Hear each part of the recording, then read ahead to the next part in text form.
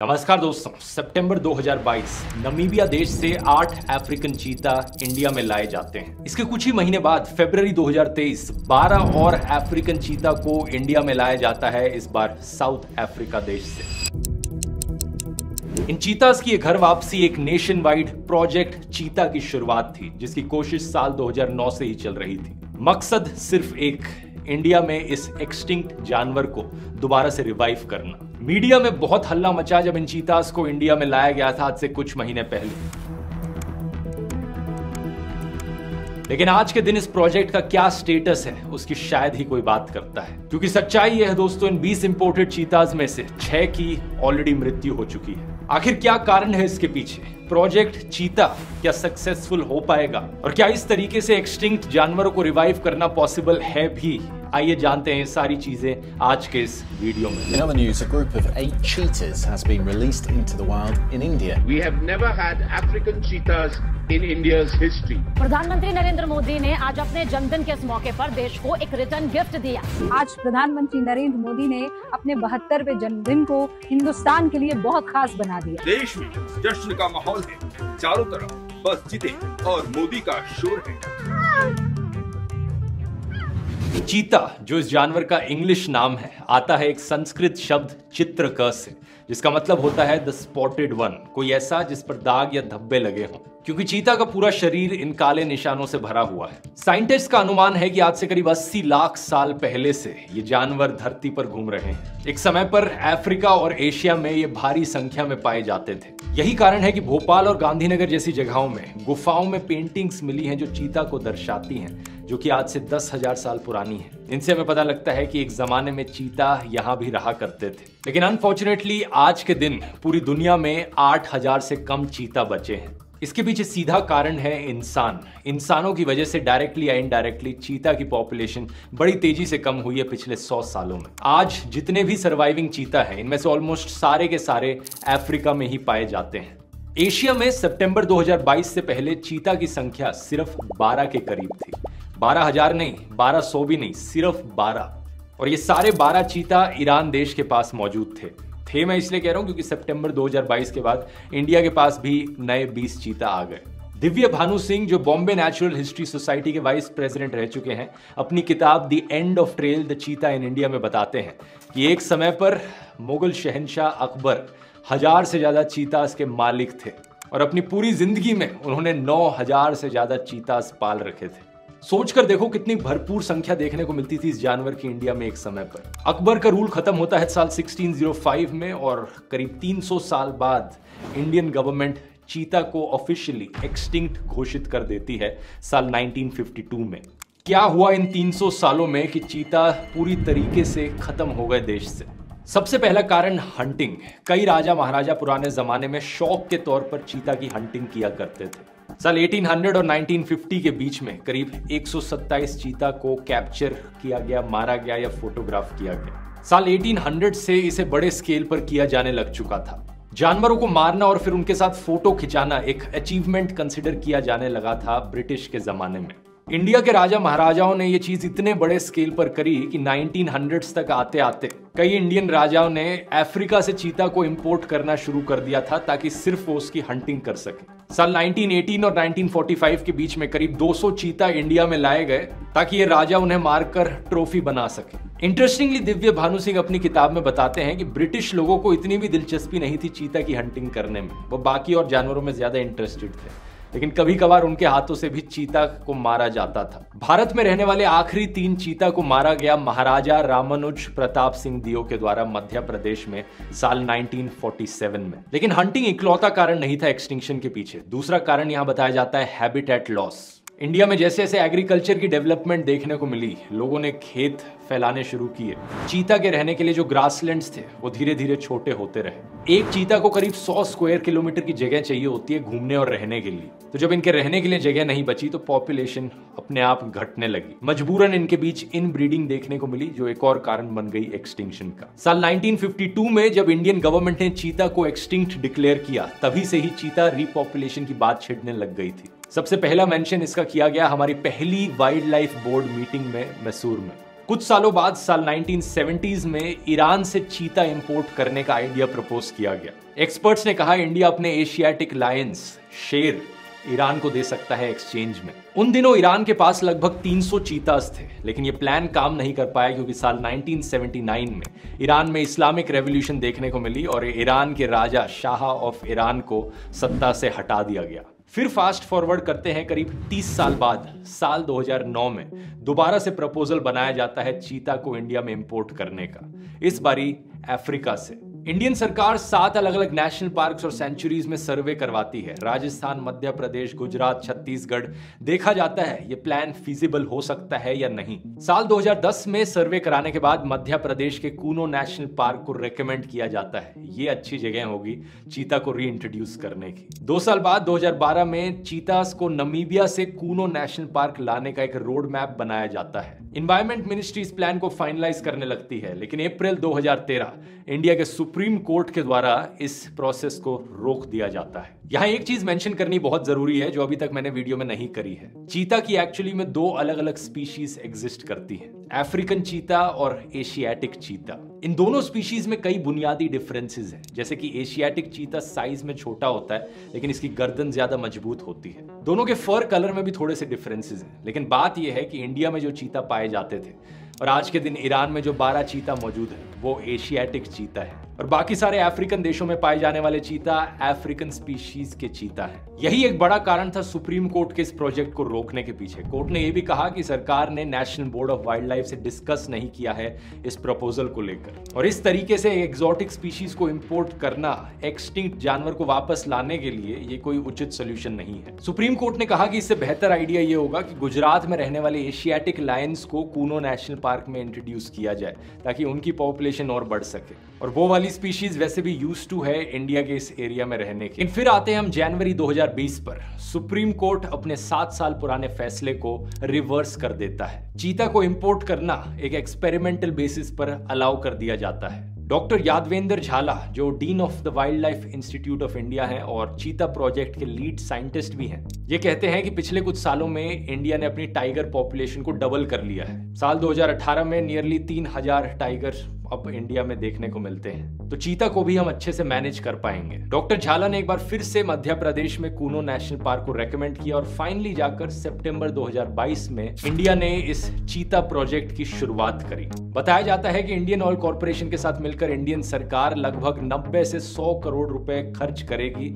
अगले 5 सालों में इस प्रोजेक्ट पर और टोटल में 50 से ज्यादा चीता को इंपोर्ट कराने का प्लान है सरकार का। तो अभी तक टोटल में 20 चीता को इंपोर्ट किया जा चुका है, जिनमें से पहले 8 को नमीबिया से एक बोइंग 747 प्लेन में लाया गया था प्रधानमंत्री मोदी के बर्थडे 17 सितंबर पर। इन चीतों के साथ ही भारत की प्रकृति प्रेमी चेतना भी पूरी शक्ति से जागृत हो उठी है। इंडिया में लैंड होने के बाद एक मिलिट्री हेलीकॉप्टर से इन चीतास को कूनो में ट्रांसपोर्ट किया जाता है और रिलीज किया जाता है। उस वक्त का ये वीडियो देखिए। Cheetahs were going to take their first steps on Indian land in over 70 years. The long wait for the world's fastest animal was finally over. Procedure के अनुसार पहले इन चीतास को एक 30 दिन के क्वारंटीन में रखा गया सॉफ्ट इनक्लोजर में। उसके बाद एक 5 से 6 स्क्वायर किलोमीटर बड़े इनक्लोजर में शिफ्ट किया गया और बाद में कूनो के जंगलों में इन्हें रिलीज कर दिया गया। सभी चीता को ट्रैक और मॉनिटर करने के लिए इन पर एक रेडियो कॉलर भी लगाया गया। इंटरेस्टिंगली क्वारंटीन के बाद जिन इनक्लोजर्स में चीतास को रखा गया वहां पर लेपर्ड्स का भी आना जाना लगा रहता था और क्योंकि ये 2 जानवर एक दूसरे के साथ खुशी खुशी नहीं रह सकते तो वाइल्ड लाइफ वर्कर्स को लेपर्ड्स को पकड़कर दूसरे एरियाज में डालना था और इस काम पर अकाउंट्स और लॉजिस्टिक्स मैनेज करने वाले लोगों को भी लगा दिया गया जिनकी जॉब डिस्क्रिप्शन में दूर दूर तक कहीं नहीं लिखा था। ये द स्क्रोल में लिखे गए आर्टिकल के अनुसार स्टाफ को दिन में 7 से 8 घंटे का ही समय ऐसा मिलता था जहां पर उनको काम ना कराया जाए और ड्राइवर्स को 24 घंटे अवेलेबल होना पड़ता था ऐसी सिचुएशन से डील करने के लिए। 18 फरवरी 2023 साउथ अफ्रीका देश से 12 और चीतास को इंडिया में लाया जाता है। साउथ अफ्रीका के चीता एक्सपर्ट विंसेंट वैन डेर मर्फ जो कि साउथ अफ्रीका के चीता मेटा पॉपुलेशन प्रोजेक्ट के मैनेजर भी हैं, ये कहते हैं कि साउथ अफ्रीकन सरकार ने 7 महीने लगा दिए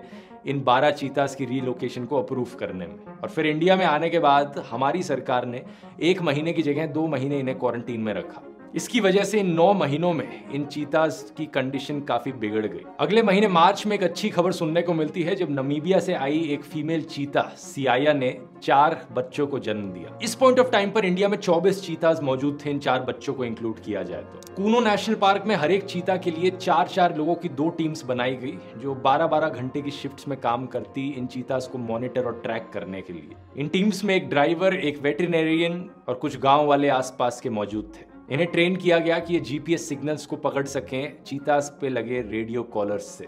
सब कुछ सही जा रहा था, लेकिन 6 महीने फास्ट फॉरवर्ड करके आज के दिन पर हम आए तो कुछ ऐसा होता है कि इन 24 में से 9 चीताज मारे जाते हैं। आखिर क्या कारण इसके पीछे, आइए एक एक करके देखते हैं। लेटेस्ट डेथ 3 अगस्त 2023 की है जब 3 साल की धात्री का देहांत हुआ। इसे कुछ दिन पहले 15 जुलाई को 3 साल के सूरज और 11 जुलाई को 5 से 6 साल के तेजस की भी मौत हुई। लगभग 3 हफ्तों में 3 चीताज मारे गए। जो 4 बच्चे पैदा हुए थे उनमें से भी 3 मारे जा चुके हैं, एक 23 मई को और 2 25 मई को। इनकी डेथ्स के पीछे रीजन बताया गया डिहाइड्रेशन और गर्मी। कुछ फॉरेस्ट ऑफिशियल्स का कहना है कि चीता के बच्चों का सर्वाइवल रेट कम ही रहता है, लगभग 10% के अराउंड रहता है, तो ये कोई एक्स्ट्रा ऑर्डिनरी चीज नहीं है। ये बात सच है, लेकिन एब्सोल्यूट वाइल्ड एरियाज के लिए सच है। प्रोटेक्टेड एरियाज में सर्वाइवल रेट 80% तक पहुंच सकता है और यहाँ तो इन चीताज को कॉन्स्टेंटली ट्रैक और मॉनिटर किया जा रहा था। Another cheetah has died in the Kuno National Park this morning,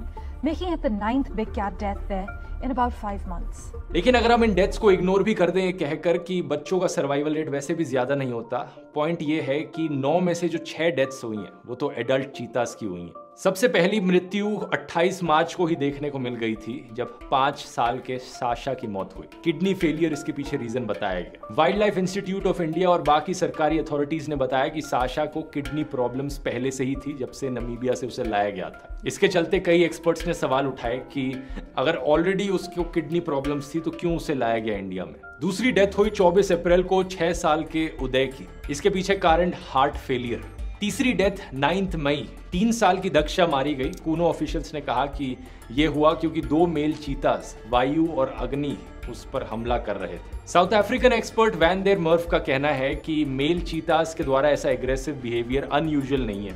south Africa की पॉपुलेशन में देखा जाए तो करीब 8% चीता इसलिए मारे जाते हैं क्योंकि वायलेंट इंटरैक्शंस उनके बीच देखने को मिलते हैं, एक दूसरे से ही वो लड़ते हैं। और ये इसलिए होता है क्योंकि चीता कोई ज्यादा सोशल जानवर नहीं है, अकेले रहना पसंद करता है। और अगर स्पेस की कमी होती है तो ये एग्रेसिव बिहेवियर और भी ज्यादा देखने को मिलता है। तो एक सवाल ये उठेगा आपके मन में कि क्या इन सारी डेथ्स के पीछे कारण सिर्फ नेचुरल कॉजेज हैं? देखकर तो ऐसा लगता नहीं। अगस्त 2023 के इस आर्टिकल को देखिए। साउथ अफ्रीका और नाइजीरिया के एक्सपर्ट्स ने अपनी प्रॉब्लम्स जाकर इंडियन सुप्रीम कोर्ट के सामने रखी। इनका कहना है कि इन्हें बड़े सीरियस कंसर्न्स हैं इस प्रोजेक्ट को लेकर। इन्हें बिल्कुल बताया नहीं जा रहा कि चीतास को कैसे मैनेज किया जा रहा है और ये बड़े हेल्पलेस फील कर रहे हैं। बात कुछ ऐसी है दोस्तों कि किसी भी जानवर को सर्वाइव करने के लिए 4 चीजों की जरूरत होती है: खाना, पानी, स्पेस और शेल्टर।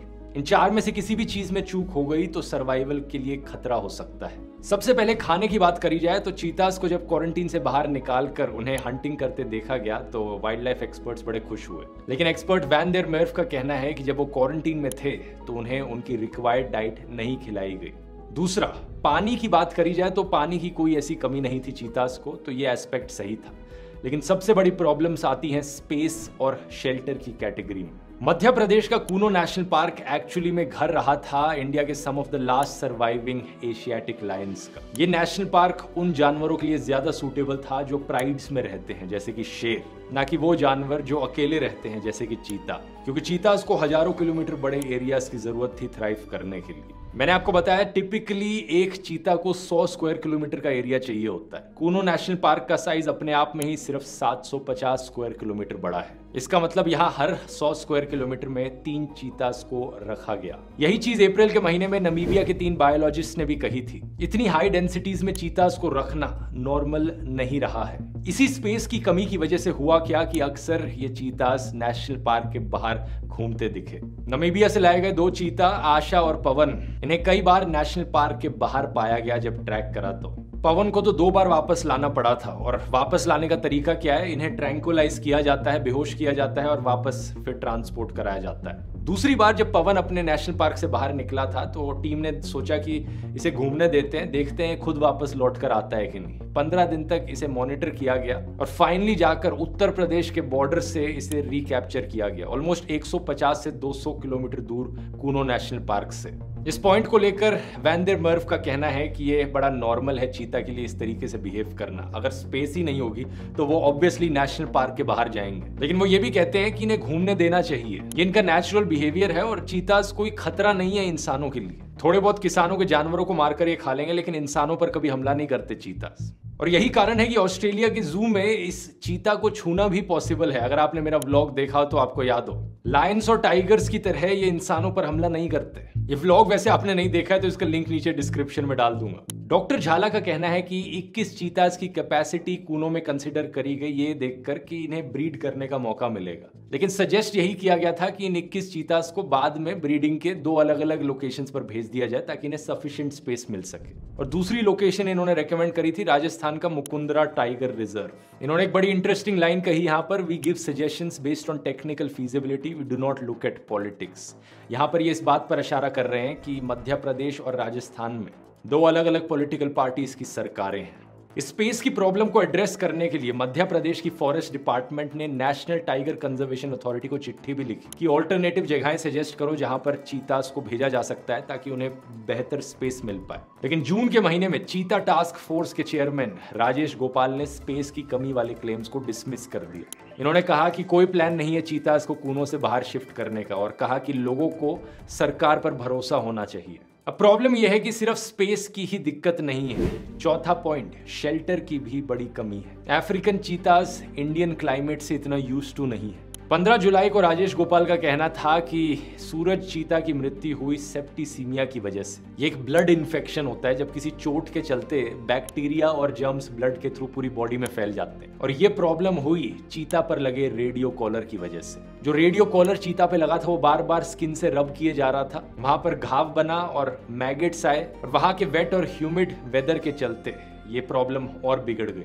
इनफैक्ट जो 7वां चीता मरा था तेजस, उसके लिए भी एग्जैक्ट सेम रीजंस बताए गए। ऑटोप्सी से पता चला कि वही सेम अब्रेजन्स स्किन पर हो रहे हैं। धात्री के लिए भी सिमिलर पोटेंशियल रीजंस बताए जा रहे हैं कि उसकी गर्दन पर सेम सिम्टम्स देखने को मिले थे। वैन डेर मर्व ने भी यही पॉइंट रिपीट किया, कहते हुए कि इंडिया का जो एक्सट्रीमली वेट और ह्यूमिड क्लाइमेट है और साथ साथ ये रेडियो कॉलर जिस तरीके से लगाया गया ये रिस्पॉन्सिबल है इस डिजीज के पीछे। इन सारी स्टेटमेंट्स के बावजूद हमारी सरकार की ministry of environment, forest and climate change ने रेडियो कॉलर्स की इन्वॉल्वमेंट को रिजेक्ट किया है। हमारी सरकार कहती है कि ये डेथ्स नेचुरल कॉजेज की वजह से हुई है। बस जब पूछो कि नेचुरल कॉजेज क्या है तो डिटेल में नहीं बताया जाता। एक फाइनल पॉइंट है यहाँ पर ह्यूमन एनिमल इंटरैक्शंस। सरकार ने चीतास की सेफ्टी को इंश्योर करने के लिए चीता मित्रस को असाइन किया है। हर 4 मेंबर की टीम जो एक चीता पर लगाई जाएगी उनमें से कुछ लोग गांव वाले होंगे जिनका काम होगा आसपास के रहने वाले गांव वालों को इन्फॉर्म करना चीतास के बारे में, ये बताना कि चीतास इंसानों के लिए खतरा नहीं है। तो ओवर रिएक्ट मत करना अगर किसी गांव में आपने चीता को देख लिया तो।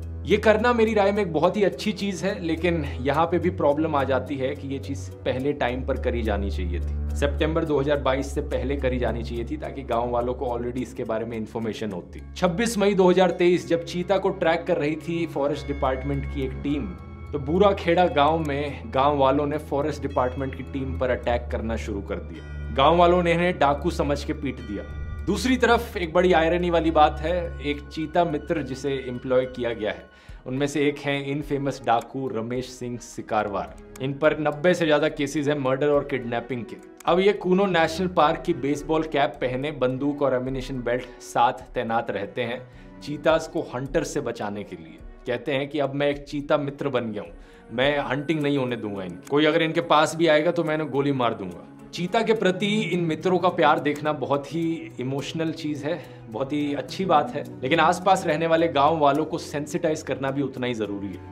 कुछ रिपोर्ट्स के अनुसार कुछ गांव में स्टोन बाउंड्रीज बना दी गई हैं। गांव वालों को जंगल में जाने से रिस्ट्रिक्ट कर दिया गया है। ओवरऑल देखा जाए तो इस पूरे प्रोजेक्ट में सरकार और सरकारी ऑफिशियल्स की तरफ से भारी मिसमैनेजमेंट देखी जा रही है। मिसमैनेजमेंट स्पेस को मैनेज करने में और इंडिया के अनसूटेबल क्लाइमेट से डील करने में। और ये मिसमैनेजमेंट सिर्फ स्पेस और अनसूटेबल क्लाइमेट तक सीमित नहीं है। आपने ये भी देखा कि कैसे ड्राइवर्स और अकाउंटेंट से ऑन ग्राउंड काम कराया गया जो उस काम में एक्सपीरियंस नहीं थे। ये भी एक सिस्टमिक मिसमैनेजमेंट की निशानी है। और प्रॉब्लम्स यहाँ पर रुकती नहीं है। देखकर लगता है कि सरकारी डिपार्टमेंट्स के बीच में भी कोई कोऑपरेशन का अता पता नहीं है। प्रोजेक्ट लीडर्स कुछ कहते हैं, सरकार की मिनिस्ट्री कुछ कहती है। अक्टूबर 2022 कुछ ही हफ्तों बाद इस प्रोजेक्ट के शुरू करने के लीड साइंटिस्ट डॉक्टर झाला को चीता टास्क फोर्स से एक्सक्लूड कर दिया गया। बैंगलोर के centre for wild life studies में काम करने वाली जूलॉजिस्ट उल्लास करंत का कहना है कि ये चीताज इसी तरीके से मरते रहेंगे और सरकार और नए चीताज को इंपोर्ट करती रहेगी, क्योंकि उनके अनुसार इस प्रोजेक्ट का पर्पस चीता को वापस लाना नहीं है बल्कि एक PR एक्सरसाइज करना असली पर्पस है। मेरा मानना है कि इस प्रोजेक्ट को शायद अभी भी सक्सेस बनाया जा सकता है अगर इन सारी प्रॉब्लम्स पर तुरंत एक्शन लिया जाए तो। लेकिन सवाल यह है कि क्या सरकार एक्शन लेगी, ये तो समय ही हमें बताएगा। वीडियो पसंद आया तो ये वाला वीडियो भी आपको जरूर पसंद आएगा, जहां पर मैंने स्ट्रे डॉग्स की प्रॉब्लम की बात करी है। एक और बहुत बड़ा जानवर रिलेटेड इशू जो हमारे शहरों में देखने को मिलता है, यहाँ क्लिक करके देख सकते हैं। बहुत बहुत धन्यवाद।